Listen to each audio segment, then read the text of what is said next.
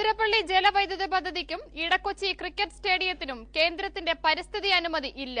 എന്നാൽ വേമ്പനാട് ആവാസ വ്യവസ്ഥ പുനരുജ്ജീവനത്തിനുള്ള സമഗ്ര പദ്ധതി ഉൾപ്പെടെ സംസ്ഥാനം മുന്നോട്ട് വെച്ച 7 പദ്ധതികൾക്ക് കേന്ദ്ര പരിസ്ഥിതി മന്ത്രി ജയറാം രമേശ് അനുമതി നൽകുകയും ചെയ്തു. തിരുവനന്തപുരത്ത് മുഖ്യമന്ത്രി ഉമ്മൻചാണ്ടിയുടെ നേതൃത്വത്തിൽ നടന്ന ഉന്നതതല ചർച്ചകൾക്ക് ശേഷമാണ് തീരുമാനങ്ങൾ. 2 മണിക്കൂർ നീണ്ട ചർച്ചകൾക്കൊടുവിൽ കേന്ദ്രമന്ത്രിയുടെ തീരുമാനങ്ങളും ഉടൻ. വേമ്പനാട് കായലിന്റെ ആവാസ വ്യവസ്ഥ വീണ്ടെടുക്കാനുള്ള ബൃഹത് പദ്ധതിയുടെ പ്രാരംഭ പ്രവർത്തനങ്ങൾക്ക് 10 കോടി രൂപ അനുവദിച്ചു. തുടർന്ന് ഇതിന് 90 കോടി രൂപയുടെ ലോകബാങ്ക് സഹായം തേടും. ശാസ്താംകോട്ട കായൽ ശുദ്ധീകരിക്കാൻ സംസ്ഥാനം തയ്യാറാക്കിയ പദ്ധതി ചെലവിന്റെ 90% കേന്ദ്രം നൽകും. സംസ്ഥാനതല പരിസ്ഥിതി ആഘാത പഠന സമിതിയും പരിസ്ഥിതി വിദഗ്ധ പരിശോധനാ സമിതിയും രൂപീകരിക്കാൻ അനുമതി നൽകി. സംയോജിത തീരദേശ സംരക്ഷണ പദ്ധതിയുടെ അടുത്ത ഘട്ടത്തിൽ കേരളത്തെയും ഉൾപ്പെടുത്തും. തിരുവനന്തപുരത്തെ കുടിവെള്ളക്ഷാമം പരിഹരിക്കാൻ പേപ്പാറ ഡാമിലെ ജലനിരപ്പ് ഉയർത്തും. ശബരിമല മാസ്റ്റർ പ്ലാൻ നടപ്പാക്കുന്നതിന് കേന്ദ്രം വിട്ടു നൽകിയ 13 ഹെക്ടർ സ്ഥലം വിനിയോഗിച്ച ശേഷം ബാക്കി സ്ഥലത്തെക്കുറിച്ച് തീരുമാനിക്കും. നിർദ്ദിഷ്ട വിഴിഞ്ഞം തുറമുഖം മണ്ണൊലിപ്പില്ലാത്ത മേഖലയിലാണ് സ്ഥിതി ചെയ്യുന്നത്.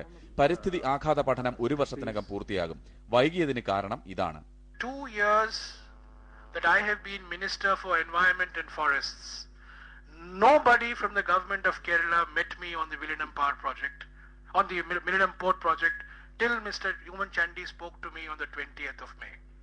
ഒപ്പം കൊച്ചിയിലെ ക്രിക്കറ്റ് പ്രേമികളെ നിരാശരാക്കുന്ന ഈ തീരുമാനവും.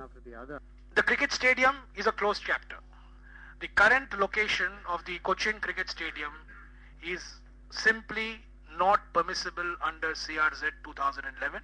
ബന്ദിപ്പൂർ രാത്രിയാത്രാ നിരോധനം നീക്കാൻ സുപ്രീം കോടതിയിലെ കേസ് പരിശോധിച്ച ശേഷം നടപടിയെടുക്കുമെന്ന് പറഞ്ഞ മന്ത്രി പരിസ്ഥിതി കാര്യത്തിൽ രാഷ്ട്രീയമില്ലെന്നും വ്യക്തമാക്കി. My stand does not change whether it is UDF or LDF. I still feel Athirappalli is a project that would not be in Kerala's and the national interest. ജലവൈദ്യുതി പദ്ധതികൾക്ക് സംസ്ഥാനം തൽക്കാലം ശ്രമിക്കേണ്ടതില്ലെന്ന് സാരം. മനോരമ